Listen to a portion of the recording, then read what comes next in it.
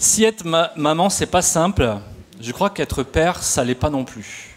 Être père, c'est vraiment un travail à temps plein aussi. Et on ne sait pas toujours bien comment s'y prendre en tant que père. Et je pense qu'en tant que mère non plus. En fait, en vérité, on n'est pas parent, on le devient au fur et à mesure. Et c'est vrai que souvent, on apprend aussi de nos erreurs, de nos échecs. Parfois, on a une bonne intention et puis finalement, le résultat n'est pas ce qu'on attendait. Mais le Seigneur nous fait grâce. Amen. Malheureusement, aujourd'hui, le constat qu'on peut faire, c'est que beaucoup de pères manquent à l'appel. Parfois, le père est absent physiquement, c'est-à-dire qu'il n'est pas là. Il est parti, on ne sait pas qui c'est. Et ça, eh bien, ça peut provoquer beaucoup de problèmes dans la vie de l'enfant, dans la vie, eh bien, de cet enfant qui, lui, n'a rien demandé. Parfois, les pères sont présents, mais juste physiquement. C'est-à-dire qu'ils sont là, ils font ce qu'ils font, leur travail, etc. Mais il n'y a pas peut-être suffisamment d'engagement, suffisamment de rapport avec les enfants. Et ça aussi, je crois que c'est un problème. C'est un fait de société. Alors, je sais que je ne commence pas avec des choses réjouissantes, mais c'est un fait de société. Il y a même une chanson, alors peut-être les plus âgés, vous ne la connaissez peut-être pas, mais il y a notre ami Stromae qui a chanté « Papa où tu es », Papa où t'es, pardon, pour justement chanter cette douleur que lui-même a vécue, de se dire « Mais mon père, où tu es? Qu'est-ce que tu fais? Je t'ai cherché et je ne t'ai pas trouvé. » Pourtant, même si beaucoup de pères aujourd'hui sont absents physiquement ou dans leur implication, on a tous besoin d'un père. Tous. Ça fait partie de nos besoins les plus vitaux. On a besoin d'avoir un père dans notre vie. Et parfois, ce père, ce n'est pas notre géniteur, ça peut être une figure masculine qui va jouer ce rôle, qui va nous conduire, nous guider, nous reprendre. Mais j'aimerais vous parler d'un père qui surpasse tous les pères que nous pourrions trouver sur cette terre. C'est d'ailleurs ce que Jésus est venu faire. Lorsque Jésus est venu sur la terre, il est venu nous parler de son Père. Il est venu nous parler de ce Père qui vient du ciel. Il est venu nous le montrer. Et puis, il est venu surtout nous inviter à nous aussi pouvoir devenir ses enfants. Ça a été sa mission numéro 1, de faire tout ce qu'il fallait pour que ce Père qui est dans le ciel, nous puissions le découvrir, mais surtout que nous puissions l'accueillir dans notre vie, ou plutôt être accueillis par ce Père qui nous aime et qui nous veut près de lui. Jésus dira « Celui qui m'a vu a vu le Père ». Et puis, un des disciples de Jésus écrira dans une de ses lettres « Voyez quel amour le Père nous a témoigné pour que nous soyons appelés enfants de Dieu. » Voyez de quel amour le Père nous a témoigné pour que nous soyons appelés enfants de Dieu. Un jour, Jésus va raconter une histoire, et je trouve que cette histoire, justement, elle éclaire beaucoup ce Dieu qui est un Père. Alors, je ne sais pas quelle image vous vous faites de Dieu. Parfois, on a l'image d'un vieux barbu assis sur un trône avec un air sévère, prêt, avec ses yeux laser, à nous dégommer dès qu'on fait quelque chose de mal. Mais Dieu, Jésus nous le présente comme un Père. Et il nous raconte une histoire justement pour que nous puissions bien prendre conscience de quelles sont les dispositions du cœur de Dieu envers chacun et chacune d'entre nous. Et on peut lire cette histoire dans l'évangile de Luc au chapitre 15. L'évangile de Luc au chapitre 15, et on va lire à partir du verset 11. Luc chapitre 15, verset 11. Il dit encore, « Un homme avait 2 fils. Le plus jeune dit à son père, « Mon père, donne-moi la part du bien qui doit me revenir. » Et le père leur partagea son bien. Peu de jours après, le plus jeune fils, ayant tout ramassé, partit pour un pays éloigné, où il dissipa son bien en vivant dans la débauche. Lorsqu'il eut tout dépensé, une grande famine survint dans ce pays, et il commença à se trouver dans le besoin. il alla se mettre au service d'un des habitants du pays, qu'il envoya dans ses champs garder les pourceaux. Il aurait bien voulu se rassasier des carouges que mangeaient les pourceaux, mais personne ne lui en donnait. Étant rentré en lui-même, il dit « Combien d'ouvriers chez mon père ont du pain en abondance, et moi ici, je meurs de faim. Je me lèverai, j'irai vers mon père, et je lui dirai « Mon père, j'ai péché contre le ciel et contre toi. Je ne suis plus digne d'être appelé ton fils. Traite-moi comme l'un de tes ouvriers. » Et il se leva et alla vers son père. Comme il était encore loin, son père le vit et fut ému de compassion. Il courut se jeter à son cou et l'embrassa. Le fils lui dit « Mon père, j'ai péché contre le ciel et contre toi, et je ne suis plus digne d'être appelé ton fils. » Mais le père dit à ses serviteurs « Apportez vite la plus belle robe et revêtez-le. Mettez-lui un anneau au doigt et des souliers aux pieds. Amenez le veau gras et tuez-le. Mangeons et réjouissons-nous, car mon fils, que voici, était mort et il est revenu à la vie. Il était perdu et il est retrouvé. » Et ils commencèrent à se réjouir. Amen. Alors dans cette histoire, on a plusieurs personnages, plusieurs points de vue. Et j'aimerais qu'on commence à regarder cette histoire déjà du point de vue du fils. Ce que ce fils cherchait, c'était la liberté. Il avait en lui un désir profond de liberté, de vivre sa vie. Et il considérait que la vie auprès de son père était plutôt pénible, elle était lourde. Il y avait du travail à faire, il y avait la maison à faire tourner. Et lui, dans son cœur, ce qu'il avait, c'était un désir d'indépendance. Il voulait goûter au plaisir de la vie, il voulait s'amuser, profiter de son existence. Il avait l'espoir de trouver une vie meilleure ailleurs. Il voulait être celui qui allait faire le plus d'expériences possibles, découvrir le monde, se faire des nouveaux amis, trouver la joie et trouver certainement le bonheur. Alors, ce qu'il fait, c'est qu'il va dire à son père « Je veux partir, donne-moi la part de mon héritage, je ne reviendrai pas, je vais vivre ma vie maintenant. » Alors, bien sûr, à chaque fois, cette image, elle nous parle de notre relation entre nous et Dieu. Dieu est ce Père et ce Fils, c'est nous. Peut-être tu t'es déjà, toi aussi, pris à observer que dans ton cœur, il y a ce désir d'aller au large, de prendre ta liberté. Peut-être tu te dis, mais moi, Dieu, j'ai pas envie de m'encombrer avec les affaires de Dieu, c'est pour les vieux, c'est pour les bénis oui-oui, moi, tout ça, ça m'intéresse pas. Et toi, ce que tu as dans ton cœur, c'est un désir d'expérience, un désir de bonheur, un désir de joie, un désir de croquer la vie à pleines dents.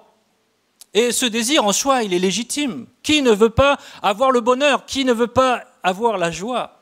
C'est un désir normal. Mais alors qu'il va faire son sac, son baluchon, et qu'il va réclamer à son père la part de son héritage, et qu'il va partir sans même un regard pour se retourner, qu'est-ce qu'il va trouver? Alors au début, oui, quand il a de l'argent, il trouve des amis, il trouve des opportunités pour faire la fête. Les textes nous disent qu'il va vivre dans la débauche. Cela veut dire qu'il ne va pas mettre de mesure dans tout ce qu'il fait, tout ce qu'il peut faire, il va le faire. S'il veut trouver le bonheur en couchant à droite et à gauche, il va le faire. S'il veut trouver le bonheur en goûtant à la drogue et à l'alcool, il va le faire. S'il veut trouver le bonheur en faisant la fête jusqu'à pas d'heure, il va le faire. Tout ce qu'il veut, c'est quitter cette vie qu'il a connue autrefois du travail et de la rigueur. Il veut s'amuser, il veut s'éclater. Tout cela fonctionne assez bien tant qu'il a de l'argent. Et puis un jour, il est dit qu'il y a une catastrophe dans ce pays dans lequel il se trouve. L'argent vient à diminuer et les amis avec.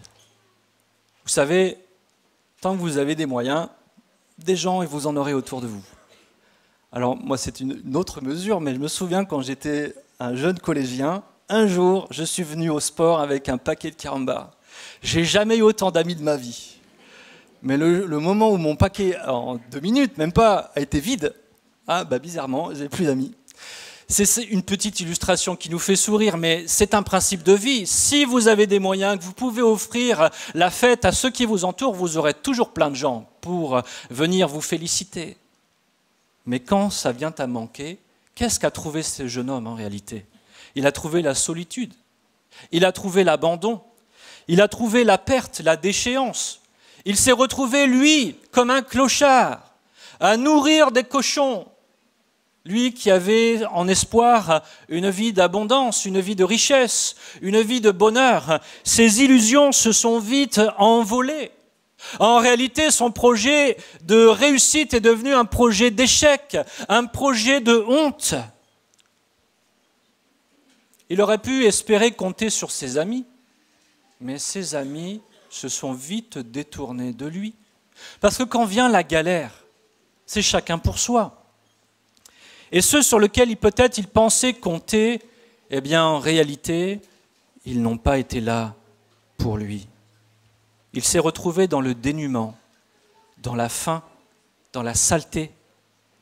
Et en réalité, à cause de cette famine et de sa condition, je pense même qu'il n'était pas loin de la mort, parce que quand on n'a plus rien à manger, même pas la nourriture des cochons, c'est notre pronostic vital qui est en jeu. Et peut-être tu t'es toi aussi retrouvé dans ce genre d'impasse, peut-être pas autant que ce jeune homme, mais peut-être tu avais dans ta jeunesse des désirs de réussite, de bonheur, de joie, et puis les expériences de la vie t'ont montré que rapidement tu peux te trouver dans une impasse. Que même si tu as de bons projets pour ta vie et que tu essayes de faire les choses bien, tu peux te retrouver toi aussi dans des situations terribles où plus rien n'a de sens et que combien même les plaisirs auxquels tu as déjà goûté ne sont pas en capacité de te combler quand tu as faim, quand tu as soif et quand tu cherches la satisfaction au plus profond de ton cœur. Alors je ne sais pas qu'est-ce que tu as cherché loin de Dieu. Peut-être tu pourrais me dire, moi loin de Dieu, j'ai trouvé, je n'ai pas d'exemple qui me viennent comme ça en tête, mais qu'as-tu trouvé loin de Dieu? En tout cas, ce jeune homme, lui, il n'a rien trouvé, que de la désillusion. Alors ce qu'il a fait, face à ce constat, c'est que, bien entendu, il s'est mis à regretter sa condition. Et peut-être aujourd'hui, toi-même, tu regrettes ta vie, tu te dis, mais si c'est ça la vie, à quoi bon vivre? Et malheureusement, aujourd'hui, de plus en plus et de plus en plus jeunes, beaucoup de monde se dit, mais à quoi bon vivre si c'est pour souffrir? À quoi bon vivre si c'est pour être seul? Je suis entouré de plein de monde et au plus profond de moi, je me sens désespérément seul. Je sors, j'ai plein d'amis avec lesquels je vais danser et faire la fête, mais quand je rentre chez moi, je me sens seul et perdu. Mais ce jeune homme va réfléchir à sa condition. Il va se repentir vis-à-vis de son père avec humilité, c'est-à-dire qu'il va reconnaître qu'il a tout gâché vis-à-vis de son père. Il se dit, mais quel fils j'ai été! J'ai méprisé mon père. C'est comme si je lui avais craché au visage en lui demandant mon héritage alors qu'il est encore vivant. C'est comme si je lui avais dit, pour moi tu es mort, donne-moi mon argent, je veux aller vivre ma vie loin de toi, sans toi. Il revient, en tout cas il a ce désir de revenir avec vérité, honnêteté sur qui il est, sur son expérience. Il a le cœur brisé. Et il est prêt à tout accepter de la part de son père, même d'être traité comme un simple ouvrier et non plus comme un fils. Il a l'intention de demander pardon sincèrement à son père. Vous savez, reconnaître qu'on a besoin d'aide, c'est jamais facile. Et peut-être que spirituellement, aujourd'hui tu as besoin d'aide, parce que tu es comme ce fils perdu, loin de Dieu.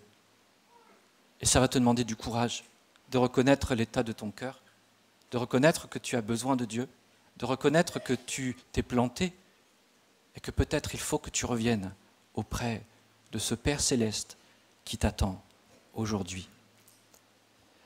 On va passer maintenant au point de vue du Père. Ce Père, ce qu'il voulait, c'était demeurer auprès de ses enfants. Il voulait jouir de la vie, travailler, se réjouir avec les siens. Il voulait que la vie soit une vie de communion avec ses enfants. Il travaillait fort et il essayait d'emmagasiner toutes sortes de richesses pour permettre à ses enfants d'avoir une vie paisible, une vie confortable, mais aussi une vie avec lui chaque jour. Mais ce qu'il a trouvé en réalité, c'est un fils rebelle, un fils ingrat, qui n'a manifesté que du rejet et du mépris envers lui. Lui, en tant que père, a voulu pourvoir, il a voulu donner. Et peut-être dans cette histoire, ce père n'a pas été, entre guillemets, suffisamment présent pour ses enfants, parce qu'il a beaucoup travaillé. Peut-être, je n'en sais rien.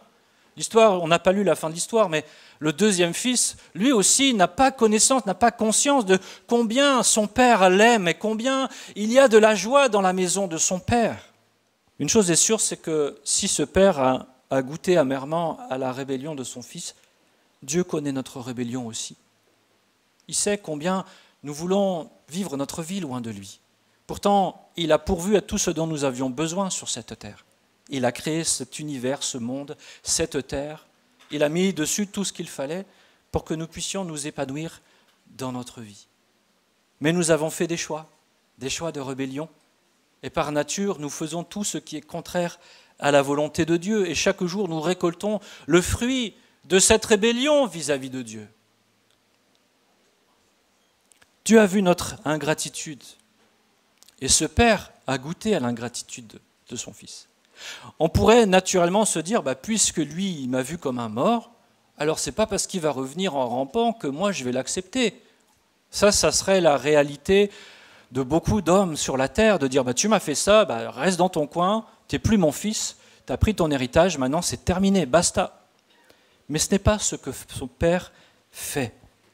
Et Jésus, au travers de cette histoire, veut nous montrer le cœur de Dieu pour chacun et chacune d'entre nous, qui sommes nous aussi rebelles comme ce fils. Ce que ce père a fait, premièrement, c'est qu'il ne l'a pas retenu contre son gré. Ce fils avait envie de partir, il l'a laissé partir. Même si ça lui a fait mal au cœur. Même si ça l'a déchiré au plus profond de lui-même. Il a donné avec générosité. Il dit, je suis mort à tes yeux. Tiens, prends juste un petit peu, le reste je vais le garder pour moi. Ou pour l'autre fils qui, lui, veut rester avec moi. Non, ce père a agi justement et il a donné avec générosité, même si rien ne l'y obligeait, même s'il savait que son fils allait dilapider cette richesse n'importe comment, il a donné avec générosité parce que ce père a un cœur généreux. Mais l'histoire nous montre que ce père, il a attendu chaque jour le retour de son fils. Chaque jour, il guettait au loin, voir si ce fils qui était perdu allait revenir à la maison. Il n'a jamais cessé d'espérer ce retour. Il n'a jamais cessé d'espérer que ce fils, à un moment donné, revienne à lui-même et se pose les bonnes questions pour faire les bons choix pour sa vie. Il a désiré et espéré son secours. Il n'a pas rempli son cœur d'amertume en disant c'est bien fait pour lui et j'espère qu'il est en train de souffrir. Non, jamais cette pensée n'a effleuré son esprit, mais au contraire, en tant que père, dans son cœur, chaque jour, il disait j'espère que mon fils va revenir, j'espère qu'il va revenir vers moi, j'espère qu'il va se souvenir combien je l'aime et combien je suis disposé à l'accueillir encore aujourd'hui. Il va scruter l'horizon. Si tu savais combien Dieu scrute l'horizon pour attendre ton retour encore aujourd'hui. Peut-être tu n'en as pas conscience, mais Dieu est à tes côtés et il veille sur toi et il cherche à t'attirer à lui. Il veut que tu le découvres comme ton Père, celui qui t'aime profondément et qui veut t'accueillir les bras grands ouverts. Et Dieu t'attend depuis le début, depuis ta naissance. Ce père manifeste de la compassion envers son fils. Le texte nous dit qu'il fut ému de compassion. Au lieu d'être rempli de colère et de jugement, il est ému de compassion, désirant aller vers son fils. Le texte nous dit qu'il va courir vers lui. Il ne va pas attendre que son fils vienne, mais c'est lui qui court vers lui et il se jette dans ses bras. Pourtant, son fils, il est sale, il est répugnant, il est en haillons, il sent le cochon. Il a fait certainement beaucoup de voyages et il sent pas bon. Mais ce père n'en a que faire. Ce qui compte pour lui, c'est que son fils soit revenu. Vous savez pourquoi ce père se précipite vers son fils? Parce qu'il savait que si ce fils revenait jusqu'à la maison, les gens du village allaient voir ce fils et ils allaient faire justice pour lui. Il lui aura dit, tu as méprisé ton père, maintenant tu t'en vas. Peut-être même il l'aurait lapidé ou il l'aurait jugé, il l'aurait condamné. Mais ce père, pour éviter la condamnation de son fils, va se précipiter vers lui, il va le serrer dans les bras. Autrement dit, ce père prend sur lui-même la honte que son fils méritait. Parce que après les gens du village vont dire, mais c'est quoi ce père? Au lieu de juger son fils, il l'accueille les bras grands ouverts. Au lieu de lui dire, c'est bien fait pour toi, retourne d'où tu viens, il va le couvrir d'une belle robe, il va le laver, il va le restaurer dans son statut de fils. Mais quel est ce père? Le père a porté la honte du fils. De la même manière, Dieu a payé pour notre honte. Il a porté ta honte, ma honte, celle de notre péché, de notre culpabilité. Et pour cela, il a donné ce qu'il avait de plus précieux, Jésus-Christ, son Fils. C'est pour ça qu'on a une croix dans nos églises. Cette croix, elle nous rappelle le prix que Dieu a payé pour chacun, pour chacune d'entre nous, pour effacer notre culpabilité, notre saleté, notre misère. Grâce à l'œuvre de la croix, Dieu nous couvre d'un vêtement de justice. Il fait alliance avec nous, il nous restaure comme enfants de Dieu, comme fils et comme filles, et il nous accueille les bras grands ouverts. Et il est dit même dans le texte qu'il se réjouit de ce que son fils qui était perdu revienne à la vie. Amen. La Bible nous dit qu'il y a beaucoup de joie, plus de joie dans le ciel pour un pécheur qui se repent que pour 99 justes. Et aujourd'hui, il y a de la joie dans le ciel, parce que des personnes vont s'engager à suivre Christ. Mais il y aura peut-être encore plus de joie si aujourd'hui tu décides de donner ta vie au Seigneur. Jésus nous raconte toute cette histoire pour nous montrer que Dieu est notre Père et qu'il nous attend. Quoi que tu aies fait, quel que soit l'état de ta vie aujourd'hui, Dieu est un Père qui t'attend les bras grands ouverts et qui scrute l'horizon pour voir si tu t'approches de lui avec la foi de croire qu'il veut te pardonner, qu'il veut te laver, qu'il veut te restaurer, qu'il veut te donner une vie nouvelle. J'aimerais dire quelque chose, je vais conclure là-dessus. Dieu n'envoie personne en enfer. Amen. Peut-être ça choque certains ce que je suis en train de dire. Dieu n'envoie personne en enfer. Parce que l'enfer, Dieu l'a créé pour Satan et ses démons. C'est leur lieu de jugement éternel. Mais Dieu ne désire qu'aucun de nous n'aille dans cet endroit. Et si nous y allons, c'est parce que nous nous maintenons dans notre rébellion. Dieu nous a tellement aimés qu'il a donné ce qu'il avait de plus précieux pour que nous n'allions pas dans cet endroit de jugement et de tourment. Il désire qu'au contraire, nous puissions entrer dans sa maison, nous jeter dans ses bras, goûter à son amour et retrouver cette communion qui était perdue. Ça, c'est le cœur du Père pour vous et pour moi, pour chacun d'entre nous. Il nous aime profondément. C'est un Père. Et Dieu n'envoie personne en enfer. C'est nous qui, par notre rejet de l'amour de Dieu, en prenons le chemin. Dieu t'attend. Est-ce que tu es prêt à venir vers lui? Amen. Véro, elle est prête.